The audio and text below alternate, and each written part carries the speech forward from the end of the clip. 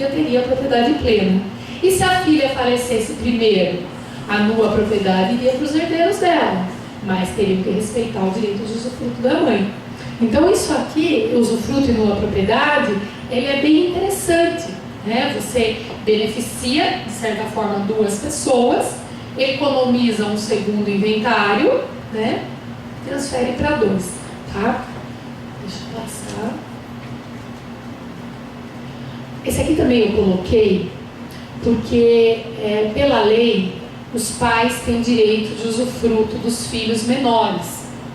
E eu pus porque essa semana eu fiz um testamento que a testadora falava assim para mim: o filho mora comigo, eu tenho um patrimônio considerável, mas se eu morrer e meu filho for menor, eu não quero que o pai administre esse patrimônio, eu não quero que o pai tenha a renda desse patrimônio.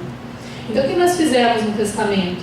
Nós atribuímos o direito de usufruto para os avós, para o pai dela, a testadora, e a nua propriedade para o filho, né? Eu trouxe esse artigo mais por curiosidade, porque daí tinha uma advogada junto, ela falou assim para mim: mas o pai tem usufruto dos filhos? Eu falei: tem usufruto legal, o artigo é esse. Aí, como nós comentamos isso essa semana, o arquivo estava aberto, eu achei interessante trazer para vocês, né? Então, o 1693 exclui-se do usufruto e da administração dos pais os bens deixados ou doados ao filho, sob a condição de não serem usufruídos ou administrados pelos pais, os bens que aos filhos couberem na herança quando os pais forem excluídos da sucessão, tá? Então esse artigo eu trouxe mais por curiosidade, né, para a ciência, tá? Esse artigo também eu acho muito interessante. Ele não está na parte de testamento, ele está na parte de inventário e ele foi introduzido no Código Civil de 2002. No de 16 não tinha. Pode o testador indicar os bens e valores que devem compor os quinhões hereditários, deliberando ele próprio a partilha, que prevalecerá, salvo se o valor dos bens não corresponder às cotas estabelecidas. Então o testador tem 2 filhos, tem 10 imóveis. Ele tem mais afinidade com um dos filhos, ou por qualquer outro motivo, ele vai deixar o disponível para um deles. Esse testador é solteiro, tá? Não vai ter meiação. O que ele pode fazer? Ele pode dizer: a parte disponível do meu patrimônio fica para o meu filho João. O que significa? O João receberá 75% do patrimônio, porque 50% é legítimo, 25% para cada um dos filhos. E os outros 50% são disponíveis, né? 75%. Se ele disser só isso no testamento, o que o outro filho que vai receber só a legítima pode querer na partilha? Ah, meu pai deixou só a legítima para mim. Então, dos 10 imóveis, eu quero o meu 1/4 em todos eles, só para eu ficar em condomínio com meu irmão. Se meu irmão quiser vender, eu não vou querer de propósito, né? Então, esse artigo embasa o testador fazer o quê? 7 imóveis, tal, ficam para o meu filho, João, a título de legítimo disponível. E os outros 3 irão compor a legítima do meu outro filho, né? Ou, outra coisa que às vezes eles fazem, a legítima do meu filho X, que vai receber só a legítima, será composta em dinheiro, será composta com veículo, mas ele não receberá quinhão nos imóveis, né? Se eu faço o testamento em forma de herança, tantos por cento para um, para o outro, cabe aos herdeiros beneficiários definir como eles vão partilhar esse patrimônio. Agora, se o testador determina o que cabe a cada um deles, fica melhor, né? Às vezes a pessoa fala assim para mim: não, mas eu não quero, porque eu vou mudar meu patrimônio. Pode ser que eu compre, venda, ok, é uma sugestão, mas pelo menos vamos colocar então no testamento que não haverá condomínio nos imóveis, que você determina que eles devem escolher os quinhões com imóveis na totalidade. Ou, teve um que colocou: a minha mulher, a viúva, que vai escolher primeiro o que ela quer, depois que ela escolher, os filhos escolhem. Então isso é bem interessante, né? É naquele conceito do testador determinar a partilha. Uma coisa é eu dizer: meu filho recebe o disponível 75% e eles brigam depois o que vai ficar no quinhão de cada um. Outra coisa é o testador dizer, né, o que cada um recebe, tá? Então eu acho esse artigo bem interessante. eu costumo sugerir bastante, né, e muitas vezes ele é sim utilizado. Eu ia falar para vocês, vou lembrar, o que é a minha herança? Costumo dizer que a herança seria uma caixa com tudo que o testador deixou, o falecido, né, a pessoa que morreu, deixou. Então, a casa, o dinheiro, o veículo. Dentro dessa caixa, o que eu tenho que fazer para fazer o inventário e a partilha? Inventariar, dizer tudo que tem e atribuir valores para essas coisas. Então, atribuo 120 para casa, 30 para o carro, 50 para a conta, 200 mil. Como que a lei manda que eu divida isso? 75 para um filho, 25 para o outro, testamento, perdão. O que vai compor esses 75? Né? Não preciso dividir todas as coisas, um quarto para cada filho. Às vezes a gente tem essa ideia, né? A lei manda dividir por 4 filhos. Então eu vou pegar todas as coisas e vou dividir todos os bens por 4. Não, eu trabalho com valores. Qual é o valor de todo o patrimônio? 100. Divido por 4, 25 para cada um. Cada um tem direito a receber 25 mil. O que cabe nesse 25 mil? A conta bancária? Ok, a conta bancária inteira é sua.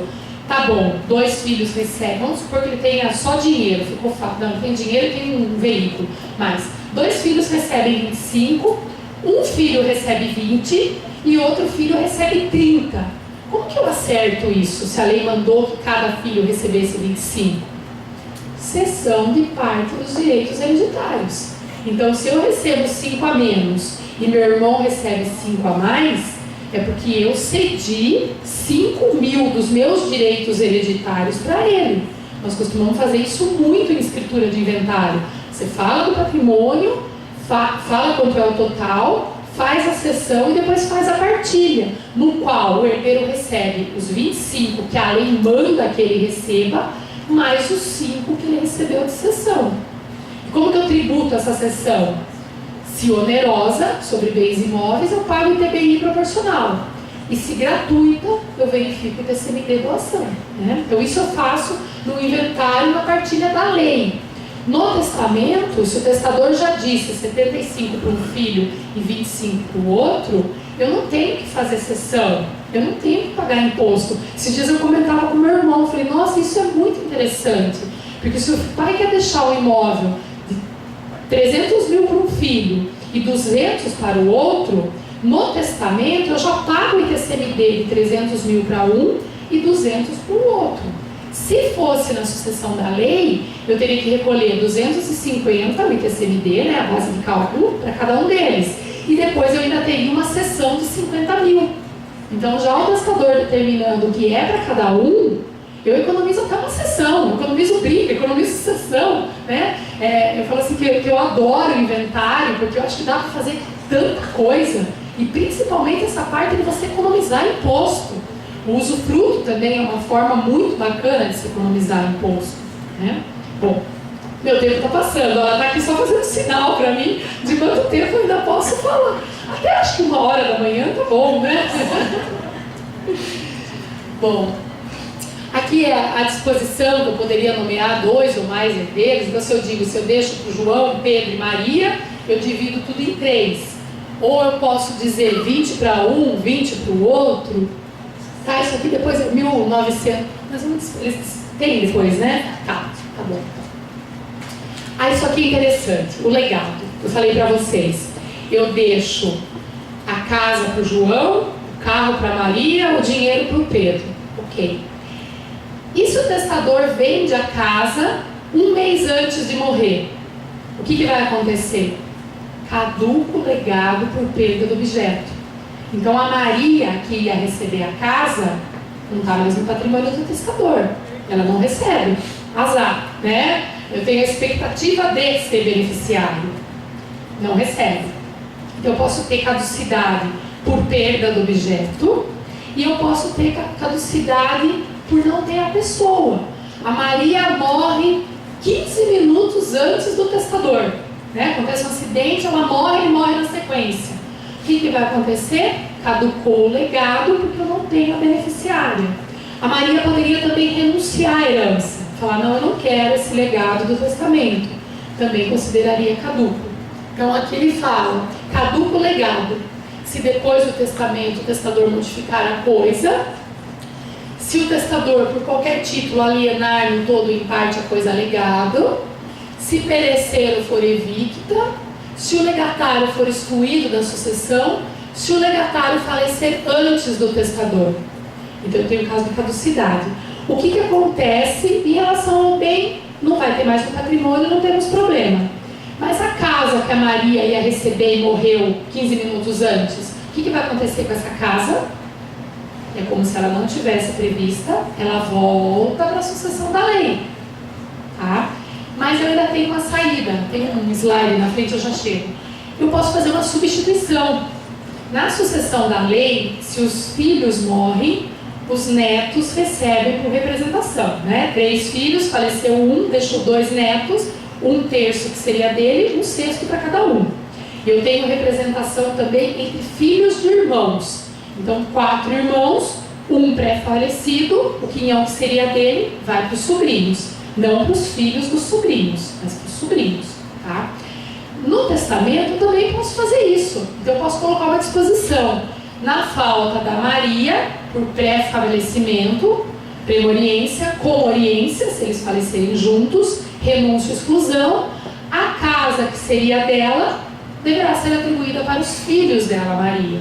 Ou deverá ser atribuída para o João, para o terceiro, tá? Então o testamento ele tem essa faculdade de você prever para quem recebe é aquela pessoa. Se ela morrer primeiro e você deseja que o outro receba no lugar, eu preciso prever isso expressamente, tá? Então sempre pensar, né? Às vezes eu falo assim, o senhor não quer prever substituição? Não, se ela morrer eu volto aqui e altero o testamento. Eu falei, ótimo. Aí você fica assim, né? Como você vai falar para a pessoa, mas se você morrer junto com a beneficiária? Às vezes a beneficiária tem 20 anos, o testador tem 80. Aí você fala assim, mas vocês dois podem falecer juntos. A ideia que nós temos é que as pessoas com mais idade irão falecer primeiro. Mas às vezes eu falo isso para a pessoa, ela olha para mim e fala assim, nossa, mas por que você está me falando isso? Porque pode ser que não dê tempo do senhor voltar e fazer o testamento. Então, já que nós estamos falando sobre testamento, vamos pensar nas possibilidades. E aí essa substituição também dá para fazer para mais de uma pessoa. Uma vez eu fiz um testamento, era um senhor, ele tinha um português, ele era argentino, ele falava português, mas era um português sofrível. Aí ele começava assim para mim, eu deixo pro João. Se o João morrer, eu deixo pro Pedro. Se o Pedro morrer, eu deixo pra Ana. Se a Ana morrer, eu deixo pra quê? Acho que uma hora eu disse para ele, senhor, pare. Se morrer todas essas pessoas, o senhor volta aqui que eu refaço o testamento com a Ana para voltar. Porque não dá, você começa a pensar, né? Ou deixa para 2, daí deixa para 1. Bom, enfim, isso tudo para falar então que eu evito uma caducidade por perda da pessoa com substituição. Tá? Porque se a Maria recebe... são 2 coisas diferentes. Se a Maria recebe do testador, incorpora o patrimônio dela e quando ela morrer, vai para os herdeiros dela. Ou os herdeiros da lei, ou os herdeiros testamentários. Na substituição, vai do testador direto para os filhos da Maria. Tá? A substituição também, às vezes a pessoa olha para mim e fala assim, então a Maria vai receber e quando ela morrer vai para os herdeiros dela? Não. Se ela receber, vai para os herdeiros por causa da lei, não por causa do testamento do Senhor. Ela tem que morrer antes e aí vai do Senhor para quem o Senhor está colocando na substituição. Tá bom? Isso também é muito bacana. Herdeiros e legatários. A questão do direito de acrescer, né, 1942. Então, se eu coloco todo o patrimônio para João, Pedro, Maria, a Maria morre, eu divido entre o João e o Pedro, porque eles estão na mesma disposição testamentária. Tá? Aqui é a parte de interpretação de testamento. Substituição, que no fim eu falei para vocês, tá? 1947, 1948. E aí a revogação do testamento. Quando que a pessoa pode revogar o testamento a qualquer tempo, desde que ela tenha capacidade. Essa revogação ela tem a mesma solenidade do testamento. Então, 2 testemunhas, dizer o que quer e faz a revogação. Revogando o testamento, volta a sucessão da lei. Então, é sempre importante esclarecer isso. Eu ia falar da revogação do testamento cerrado, que eu já comentei, né? Deixa eu ver um pouquinho. Aqui, ó, 1972. O testamento cerrado, que o testador abrir ou dilacerar, ou for aberto ou dilacerado com o seu consentimento, haver-se-á como revogado. Tá? Revogação do testamento cerrado. Aqui, o RCTO.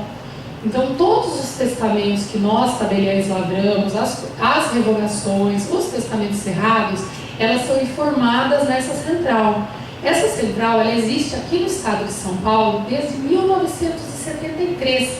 Quando ela foi criada, foi determinado que os tabeliães informassem no passado. Hoje, por determinação do Conselho Nacional de Justiça, todo o Brasil, todos os tabeliães devem informar. E por que existe essa central? Para que não escondam o testamento, né? Eu costumo brincar. O testador tem um sobrinho, quando ele morre, ele vai lá, juiz, eu sou o único herdeiro. Aí o juiz pergunta, cadê a informação da SENSEC? Testamento beneficiando uma associação, por exemplo. Você não é o herdeiro, não. Né? Hoje também, por determinação da corregedoria, todos os juízes devem pedir que seja anexado no processo a informação do SENSEC.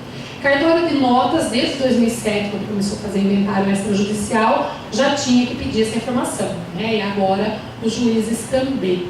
Tá?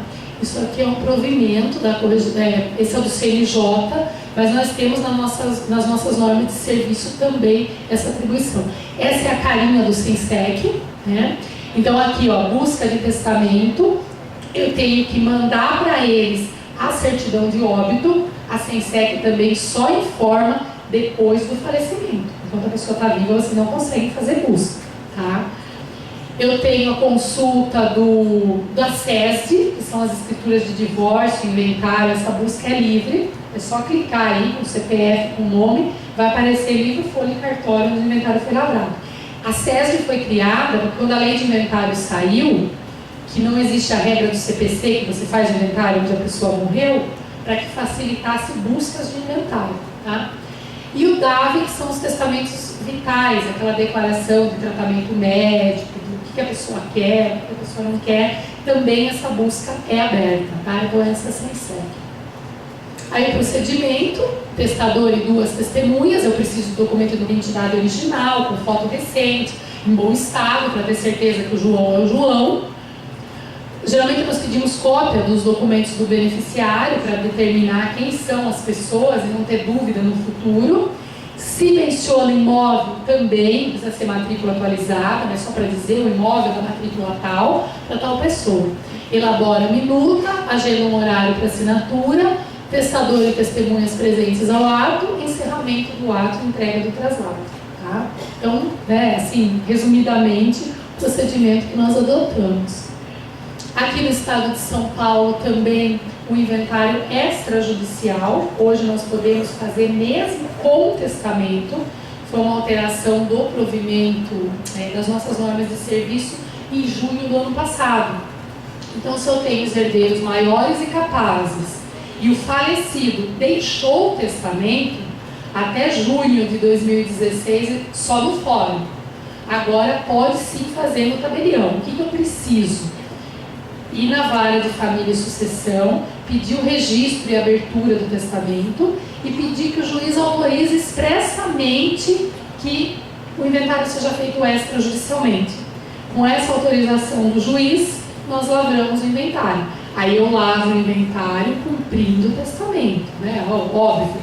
Mas eu tenho que verificar se tem herdeiros necessários, se a legítima foi respeitada, tudo isso. É um raciocínio um pouco diferente da sucessão da lei, tá? Mas é muito bacana, nós já fizemos vários inventários cumprindo o testamento, é bem tranquilo. No começo a corregedoria tinha uma resistência, eles diziam que não poderia, que teria que ser só judicial, mas esse provimento foi de um pedido de 13 juízes aqui do Fórum João Mendes. Eles protocolaram o pedido para a corregedoria e eles alteraram.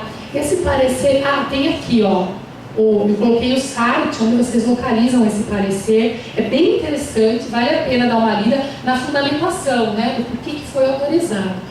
Aqui o valor do testamento, faltou a revogação acho que uns R$200, nem isso. E o testamento para nomear tutor também não chega a R$100, tá? Tem os valores lá na nossa tabela. Bom, aqui do colégio notarial, E aí, rapidamente, só comentar com vocês da apostila da AIA, né? Essa Convenção da AIA, ela existe desde 1961 e o Brasil aderiu no ano passado, que nós começamos a emitir. Então, na prática, a pessoa deseja pedir a cidadania italiana. O que ela fazia?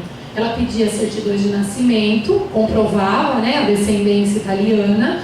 Ela tinha que levar essa certidão de nascimento no consulado, no Ministério das Relações Exteriores, para validar esse documento, para reconhecer que o registrador tem essa atribuição, que foi ele mesmo que assinou essa certidão.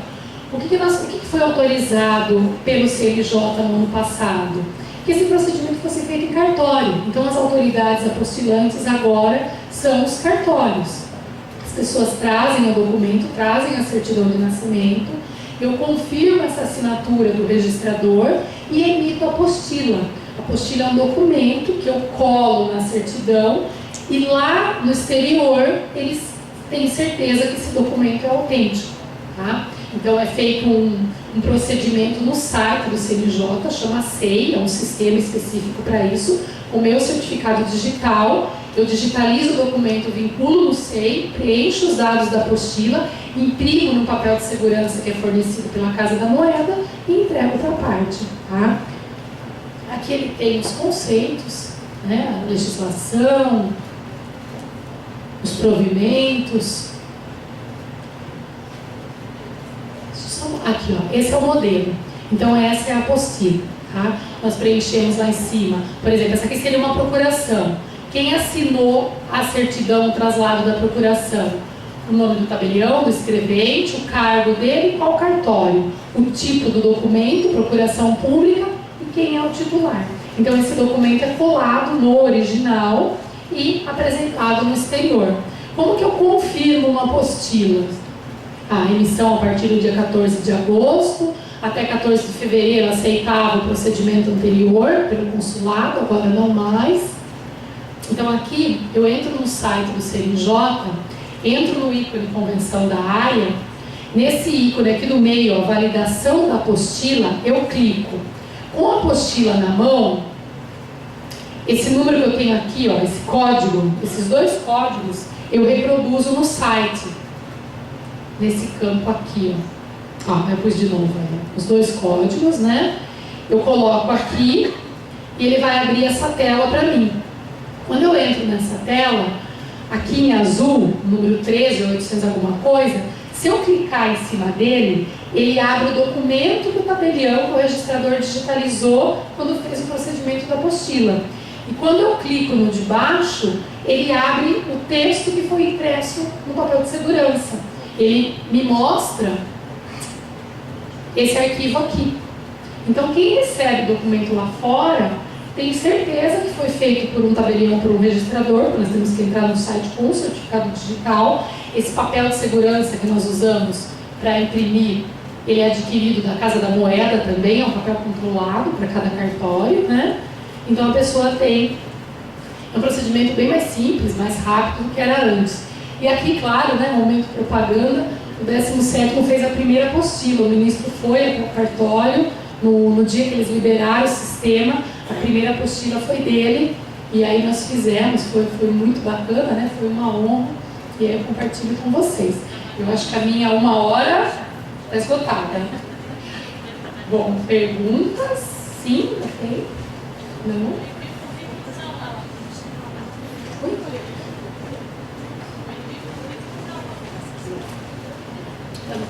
Pois não, doutora. Se quiser passar o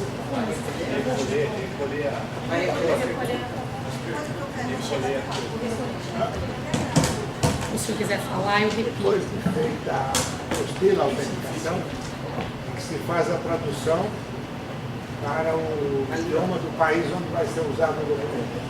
Ou antes. Primeiro nós fazemos a tradução, estabelecemos a tradução, depois ficava no consulado ou no Oresp, né? Isso. Primeiro era no Ministério da Fazenda, depois no Oresp.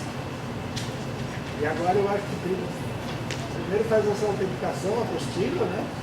Agora vou apresentar lá no idioma for na Itália, italianos, na Espanha, espanhol, a França que dispensava, né? A França tinha um acordo anterior que dispensava isso. Essa organização.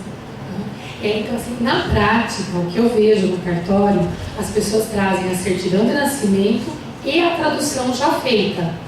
E aí nós fazemos uma apostila para a certidão de nascimento e outra para a tradução. O comum é isso. São raros os casos que as pessoas trazem primeiro a certidão, a apostila e depois traduz. Porque a apostila, esse formato de ter autoridade, quem reconheceu, ela é padronizada. Os 111, 112 países que aderiram à convenção, todos eles emitem a apostila no mesmo formato. Então quem recebe já sabe o que tem no primeiro campo, no segundo, no terceiro, porque todos fazem do mesmo jeito. Eu já vi os dois casos. Apostilar a certidão de nascimento, traduzir, depois trazer a tradução, mas o mais comum é trazer os dois e aí faz a apostila no mesmo instante. O tradutor, inclusive, é juramentado. Isso, o tradutor juramentado, A determinação do CNJ é que o tradutor seja juramentado. Não aceito. Não, depois às vezes o país lá fora também não. Obrigada. Nossa, deixa eu fazer uma pergunta.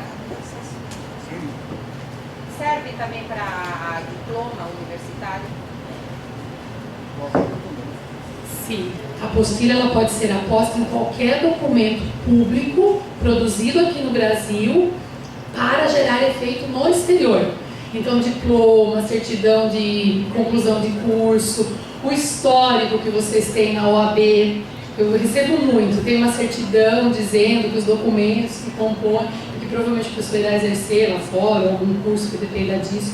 Sim, geralmente nós pensamos na certidão de nascimento, certidão de procuração, mas documentos, diplomas. Eu recebo muito também certificado de empresa que comercializa produto no exterior. Então eles têm um certificado aqui da Anvisa, assinado pela pessoa responsável lá dentro. Isso também é bastante comum que seja feita a apostila. Qualquer documento considerado público, produzido aqui no Brasil, para surtir efeito no exterior, é possível emitir uma apostila sobre ele. Bom? Bom, a primeira pergunta. A filiação socioafetiva pode ser objeto de testamento? Seria um reconhecimento? Eu acho assim, eu já fiz até, né? A pessoa tem 3 filhos, mas tem um que eles dizem que é de criação, desde pequeno. Então determina-se no testamento que 25% do patrimônio seria para essa pessoa. Muitas vezes o testador deseja declarar o porquê que ele faz isso. Então eu costumo abrir, né, um item, declara o testador que beneficia, porque a criou como se fosse sua filha, tem o mesmo carinho e tal. Já fiz, eu não sei se será isso a pergunta, mas desde que eu respeite a legítima dos herdeiros necessários, saindo do disponível, ou tentar um reconhecimento dessa filiação socioafetiva, um registro na certidão de nascimento mesmo, como filho socioafetivo, e daí já seria herdeiro pela lei. Né? Mas se não quiser fazer todo esse procedimento, se pensar na parte patrimonial, o testamento sim seria uma forma de beneficiar essa pessoa, né? Às vezes até em igualdade com os filhos, fazendo o cálculo da proporção para cada um. Quando uma pessoa tem vários bens, ela deseja deixar disponível para um dos filhos, para não ter conflito no inventário, o que seria interessante estar no testamento? Essa questão de você tentar já determinar a partilha, né? Então, tais coisas para um, tais coisas para o outro. Mas aí se eu vender vai caducar o testamento. Ou dizer, pelo menos alguns bens, tentar... Mas também eu vendi o imóvel, eu comprei outro. Tem que alterar o testamento? Se você quiser substituir para a mesma pessoa, tem que alterar sim, né? O testamento ele pode ser alterado a qualquer tempo e vale sempre o último. Isso também é importante lembrar, né? É sempre o último testamento que eu valho. A SENSEC existe para que ninguém apresente um testamento anterior que é mais vantajoso para mim. Eu costumo brincar que no testamento sempre alguém fica feliz e alguém fica triste. Porque se fosse a sucessão da lei, talvez eu recebesse mais. E na sucessão do testamento, talvez a outra pessoa receba mais. Né? Esses dias um testador falou uma coisa que eu achei muito bacana. Ele falou assim, herança, o bom filho não precisa e o mau filho não merece. Né? Eu achei assim, muito bacana, ele até repete, que eu quero marcar. Mas às vezes é uma forma mesmo do pai, né? Por N razões, enfim. Vou ler aqui escrever aqui no papel. Doutora Jussara, boa noite. Ainda existe a prática das doações mobiliárias para a Igreja Católica? Discorra sobre o mesmo, por favor. Obrigado, Wilson. A Igreja Católica, para outras igrejas, existe tanto a doação, geralmente o doador, esses dias nós assinamos uma, ele doou o imóvel, reservou o usufruto e ainda impôs o encargo da, não sei se era igreja, associação, o que era, cuidar da pessoa, dele próprio. Né? Então eles têm essas casas de assistência e aí ele colocou esse encargo, eu dou o meu imóvel, mas eu quero esse cuidado. Isso seria numa doação e no testamento também. Testamento é bastante comum, viu? Aliás, o Colégio Notarial ele tem uma campanha, não na igreja, mas ele tem uma campanha do legado solidário. Se vocês entrarem lá, é um vídeo muito bonito. Eu vou passar no slide, daí manda para as pessoas, para todos, né? E a ACD é parceiro. E esse vídeo ele incentiva as pessoas, que às vezes não têm herdeiros da lei, né, ou até outros, a doarem para instituições. É bem bacana. Doutora, mas quem é que fiscaliza isso depois do homem? Se realmente vai cuidar para poder receber... Eu vou fazer uma pergunta aqui que me deixou de sair justo no final do evento. Quem fiscaliza, né? Porque você entrega para... Enquanto a pessoa está viva, no caso da doação com encargo, ela pode reclamar. Ela vai entrar com uma ação para revogar a doação por ingratidão, não. Por não cumprimento do encargo, tem um item expresso. Agora, em relação ao testamento e outros concursos. Então, mas aí o beneficiário é a própria associação, é a própria igreja, que o testador deixou o patrimônio. Por isso que é sempre bacana procurar instituições idôneas, né? Ele fiscaliza a fundação, não é o Ministério Público. Situações que chegam ao conhecimento do Ministério Público não está cumprindo, né? Existem doações comunitárias. Sim, mas e no testamento? Algum herdeiro, parente, alguém pergunta. Eu confesso para vocês que esse pós fica para a próxima palestra. Tem mais duas aqui, vou só fazer as duas e tá terminando. Testamento feito por pessoa casada em segunda núpcias, em regime de separação convencional de bens, prevendo que todos o patrimônio seja herdado à única filha do primeiro casamento, e legando à viúva alguns bens. Será válido? Fez a pergunta. A viúva, neste caso, é considerada herdeira necessária? Isso é muito comum, né? Porque na alteração do Código Civil agora em 2002, eles colocaram o cônjuge junto com os descendentes. Então acontece muito, a pessoa tem um patrimônio particular de um casamento anterior, do marido, da mulher que faleceu, ela se casa pelo regime da separação convencional, eles fazem um pacto, que é meu, que é seu, só que no falecimento, 1829, a interpretação dele é o cônjuge herda os bens particulares, tanto na comunhão parcial como na separação convencional. Na separação obrigatória eu tenho a súmula 377, então eu tenho meiação do patrimônio adquirido onerosamente e não tenho herança nos bens particulares. Mas na separação convencional eu não tenho meiação, tudo é bem particular e herdaria sim, ela concorreria junto com a filha, né, no patrimônio que era do outro, da outra família às vezes, né? E isso é um problema, é uma grande crítica, porque eles consertaram uma situação. Por que eles alteraram o 1829 colocando o cônjuge junto com filhos? Porque no Código de 1916, a maioria das pessoas se casavam pela comunhão universal. Então quando um morria, o outro tinha meiação, estava garantido. A partir de 77, né, que passou a ser comunhão parcial, o regime legal, eu tenho muitos casamentos que um tem patrimônio gigante, não constroem nada durante o casamento e ele morre. E daí o cônjuge, às vezes que passou 20, 30, 40 anos, fica sem nada. Então, para consertar isso, né, uma das fundamentações, quando vocês leem o porquê, é isso. Eles colocaram o cônjuge herdando com os filhos. Só que aí resolve o problema e eventualmente cria outro. Porque isso acontece. O patrimônio que era da família de um, que às vezes era do ex-marido, vai parar na família do novo marido, deu para entender, né? Do novo marido da nova mulher. É mais ou menos igual o nome, né? Hoje um pode adotar o sobrenome do outro no casamento. E no divórcio pode manter o nome de casado, certo? Só que se casar de novo, pode adotar o nome do outro. E se divorciar, vai manter o nome dos dois ex. Olha que lindo isso. Mas é o que a nossa legislação permite.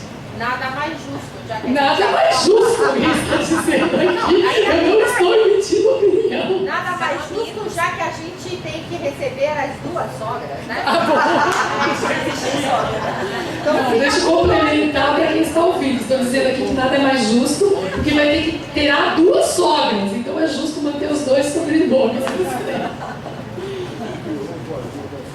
E agora vamos à última pergunta. No testamento é possível beneficiar um herdeiro filho em conjunto com dois enteados? Pois a ideia aqui é que todos os irmãos recebam a mesma parte. Eu acho que seria então dizer, né, que o patrimônio será dividido em 3 partes iguais. O filho e cada um deles. Nesse caso nós respeitamos a legítima do filho e eu não veria problema não. Seria uma forma, né, a sócio-afetiva que nós comentamos agora há pouco. Tá bom, pessoal? Nós vamos disponibilizar os vídeos, os slides para vocês. Eu agradeço imensamente. Eu falo assim, quando me convidam para falar, vocês perceberam que eu gosto pouco de falar, né? Se não cortar o som do microfone, eu fico aqui. Mas eu gosto muito, eu acho muito bacana, porque hoje eu vivo muitas coisas no cartório, né? É uma oportunidade, assim, eu falo que testamento, você vivencia várias situações, conhece pessoas incríveis, né? Assim, vidas, situações de vida, histórias de vida, e o bacana não é guardar só pra gente, né? É compartilhar. Quando a Fernanda falou, você vem dar uma palestra, eu falei, não vou dar a palestra, eu vou ensinar, eu vou compartilhar aquilo que eu vivo, aquilo que eu vejo. E a Casa do Advogado, como eu comentei, é meio minha casa, né? 9 versus 12, eu estou no meio. Então, uma alegria muito grande, uma honra estar aqui. Eu agradeço o convite, tá? Obrigada.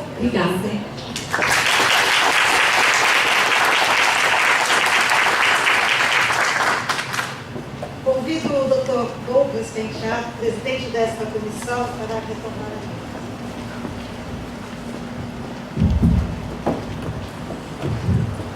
Nesse momento, iremos fazer o sorteio da Bolsa de Estudo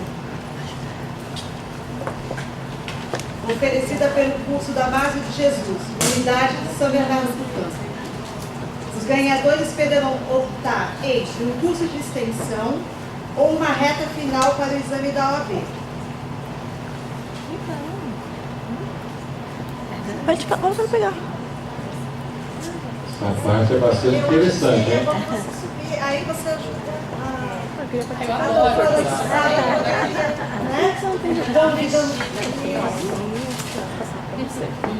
Não vale olhar. Aí a doutora Jussara puxa um sorteado. Um só, né? Ai, caramba. São 2. É um só mesmo. Ai. Gislaine Negreiros Barbosa. Gislaine, né? Gislaine Negreiros Barbosa.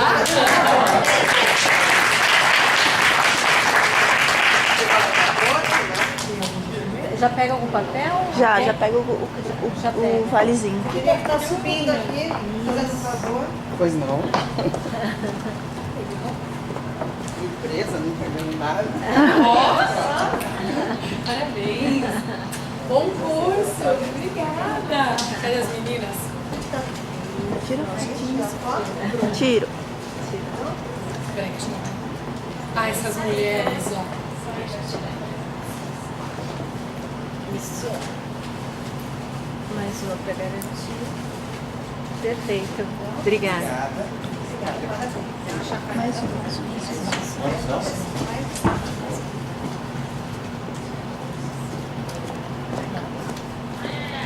Ai. Sandra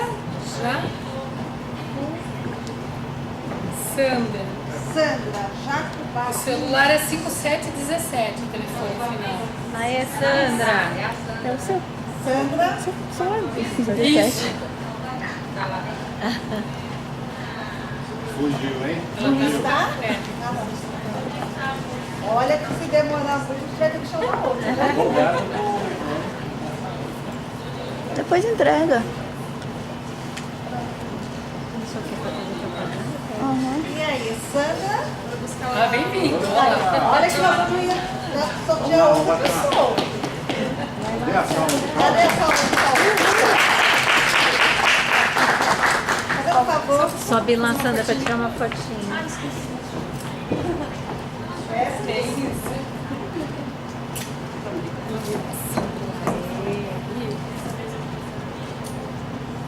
Prontinho.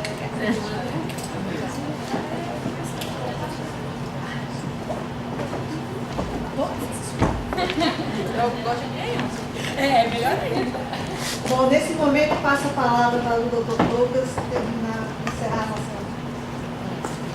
Puxa vida, fico muito feliz com a presença de todos e a continuidade.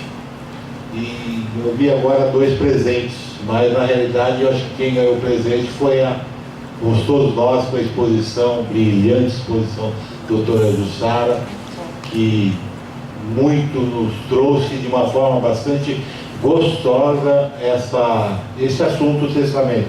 E logo quando eu fiz a abertura, né, doutora? Falei, morte, as pessoas não gostam de falar muito, e ela não falou, né? Ela não falou essa palavra. Né? Ela procurou evitar o máximo do possível e trouxe de uma forma, no meu entendimento, bastante gostosa esse assunto do testamento. Então, o que eu tenho a fazer